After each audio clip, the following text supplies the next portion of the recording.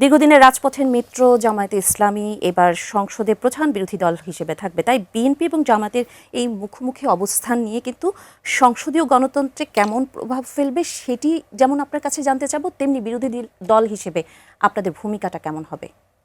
আপনার শেষ প্রশ্নটা দিয়ে আমি আমার কথা শুরু করতে চাই। আমাদের ভূমিকা যেটা হবে, আমরা বলেছি গঠনমূলক হবে এবং আমাদের সরকারের সাথে যেই টার্মসে আমরা এনগেজড হব সেটা আমরা বলেছি।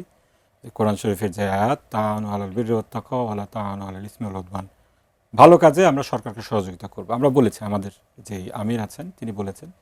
আর যদি আমরা দেখি যে জনগণের স্বার্থ কোনোখানে ক্ষুণ্ণ হচ্ছে, কোথাও এখানে কোনো আইনের ব্যত্যয় হচ্ছে, আমাদের জুলাইয়ের যে সনদটা ছিল সেখানে যেই অ্যাসপিরেশনগুলো ছিল, জনগণের যেই অভিপ্রায়গুলো ছিল, এক্ষেত্রে যদি আমরা বাস্তবায়নের বিরোধিতা দেখি, অবশ্যই সে সমস্ত জায়গায় আমাদেরকে তো প্রতিবাদ করতেই হবে। আমরা প্রতিবাদ করব। আমরা সকল কিছুকেই ইতিবাচক হিসেবে নিতে চাই। আমাদের যে শুরুটা হয়েছে, শুরুটা খুব একটা ভালো হয়েছে বলা যাবে না। আমাদের যেই জুলাইয়ের সনদ কীভাবে বাস্তবায়িত হবে সেটার একটা রূপরেখা, প্রেসিডেন্টের যে অর্ডিন্যান্স ছিল সেটা, প্রেসিডেন্টের আদেশ নাম্বার 1/2025, সেখানে আমরা ঐক্যমত্যে পৌঁছেছিলাম। যে প্রসিডিওরটা আসলে ফলো করা হয়নি। আমরা সংস্কার পরিষদের সদস্য হিসাবে শপথ নিয়েছি, আমাদের বিএনপির বন্ধুরা নেননি, কিন্তু তারপরও আমরা এটাকে সমালোচনা করেছি। কিন্তু এটার কারণে আমরা যে একেবারে আউটরাইট আন্দোলনে গিয়েছি সেটা না। আমরা দেখতে চাই সরকার কিভাবে এটাকে রেটিফাই করে। পরিস্থিতিটা একটু জটিল হয়ে গিয়েছে। এরপরে আমরা দেখছি কিছু কিছু লক্ষণ আসলে কিন্তু ভালো লাগছে না, জনগণের কাছেই ভালো লাগছে না বলবো। ফ্যাসিবাদের আমলে রাজনৈতিক ইস্যুগুলোকে যেভাবে আদালতে টেনে নিয়ে যাওয়া হতো, আমরা দেখছি সেই কালচার কিছুটা হলে আবার ফিরে আসছে কিনা জনগণের মনে কিন্তু শঙ্কা আসছে। জুলাইয়ের সনদ কিভাবে বাস্তবায়িত হবে সেই প্রক্রিয়া নিয়ে কিন্তু আদালতে একটা মামলা হয়েছে।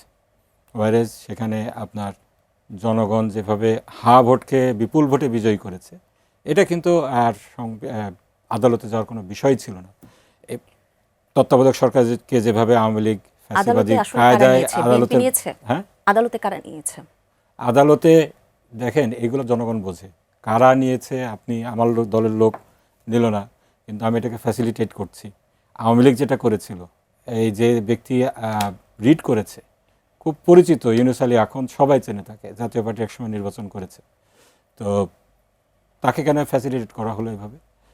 এগুলো নিয়ে কিন্তু প্রশ্ন আছে। এগুলার প্রশ্নের জবাব উনি বলছেন বিরোধী দলকে দিতে হবে। বিরোধী দলকে দিতে হবে না, এটাকে সরকারকেই দিতে হবে। জুলাইয়ের সনদ, এটা ভোট কীভাবে ওনারা বাস্তবায়ন করবেন, এক্ষেত্রে প্রথম অধিবেশনের আগেই কিছু বিষয় প্রশ্ন উঠেছে।